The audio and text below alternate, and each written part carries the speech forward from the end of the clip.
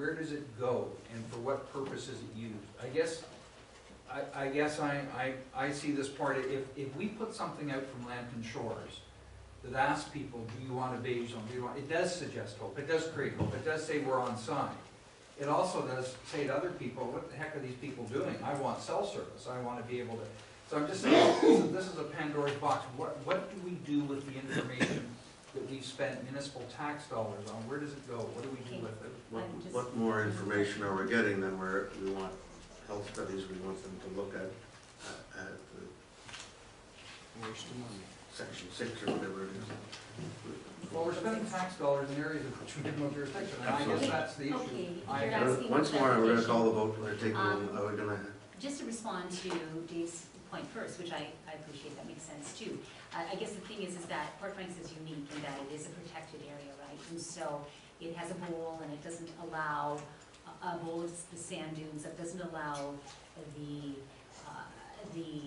radio waves into the area. So it's kind of a unique ecological area, which would be different from maybe down the road at Cedar Point or something where, you know, maybe it doesn't have good cell service right now, but, you know, as soon as you put up a tower in Forest, it's probably going to be affecting some people. And as far as putting municipal resources in, I mean, it's a matter of a letter, which is, a trust is coming back to us on March 4th, as indicated in this report. I mean, just a matter of putting that into envelopes and sending it out and then counting up the results, right? It's not huge. I mean, there's, how many residents there are in Port Franks? You know, a few hundred. And probably half of them are going to reply. I don't know, those who are interested in the issue will reply. And then counting up the results and coming back to council. I mean, it's not a huge investment. And the point is that there definitely are people there, yes, on both sides, I don't question that, but we continuously have to make decisions which disappoint some people and make other people happy, and I mean, that's just our job. We have to have broad shoulders.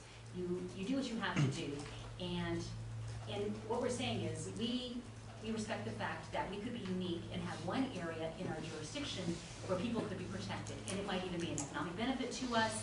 It certainly will give those people an opportunity to find a refuge, and in this day and age, there's more and more people that are affected by the radiation from these towers, so it might become quite a demand ultimately. There is cell service there. It's not like you don't get cell service. It's just the elevated service that you come from G4 and G5, or 4G, 4, 5G service there too. So that's my position, and all I was trying to do is clarify this letter that's coming back on March 4th, but if you don't want any clarification, you just want to, you know, let it be, that's fine. A little direction would be helpful because staff really doesn't know what they're doing. So whatever you're clarifying, it's helpful.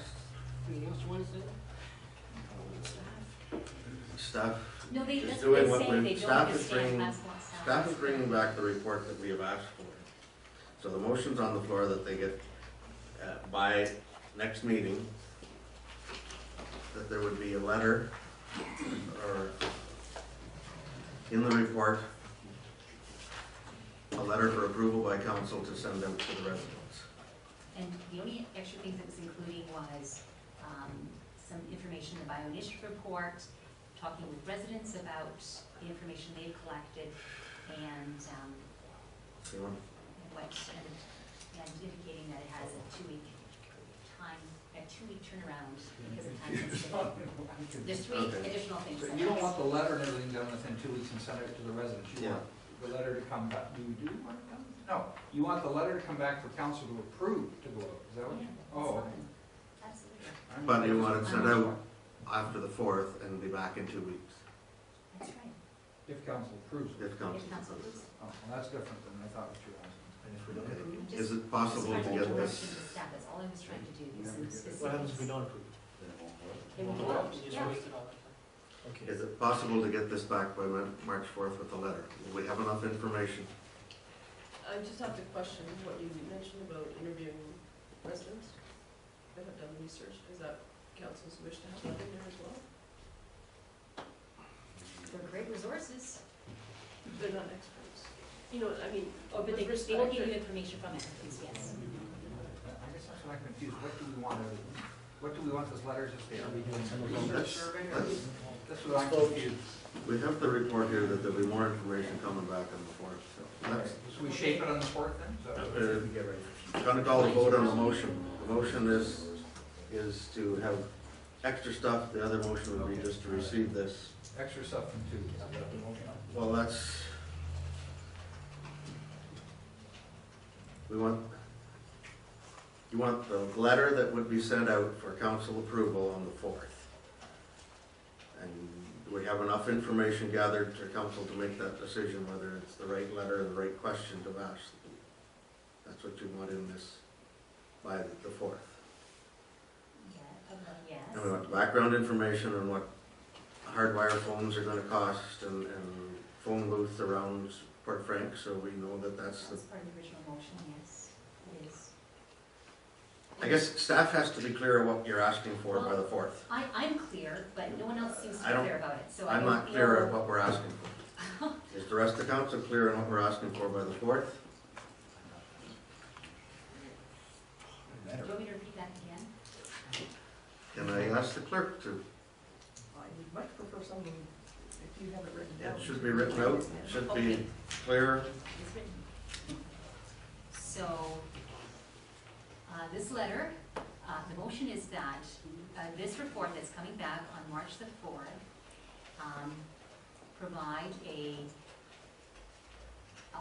proposed letter that, and a survey which has, asking the residents about whether they would support or oppose an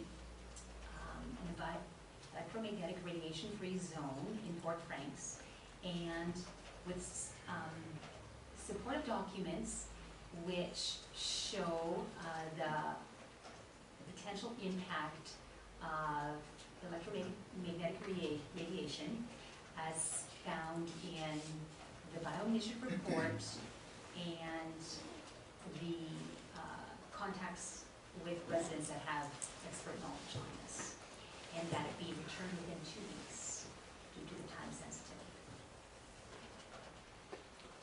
Are you okay with the second? I heard that the first time she said. Thank you. Okay. All in favor of that motion? Opposed? Motion's lost. So motion to receive this report and get a further report by March 4th. Well, they have no clarity still. Councillor Cook? Move that. Move that we receive this report. Second by Councillor Russell. Okay. All in favor of that? Carried. Thank you. At the Fire Marshal's report, 4.3, page 20 of our agenda is the CAO search consultant. We have, we've all received the information. Deputy Mayor Day? Yeah, with regards to this, I think it would be wise for us to just hold tight until we've actually looked at the applications we've gotten so far for any other applications, doing the internal search before we pay $7,000 to $23,000 for a consultant to come in. I mean, if, for example, when Brent came here, we used the consultant, paid $10,000 for that. You're well worth it, Brent, I'm sure. But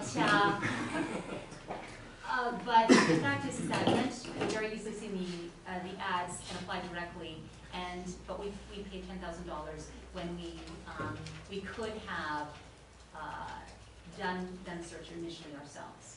And so I think that we're jumping the game by spending $7,000 to $23,000 when we haven't done an internal search yet. I think council direction was to get consultants. Councillor Underwood. Yeah, first, the job that was put up beforehand was for an interim CAO. It is not this job description.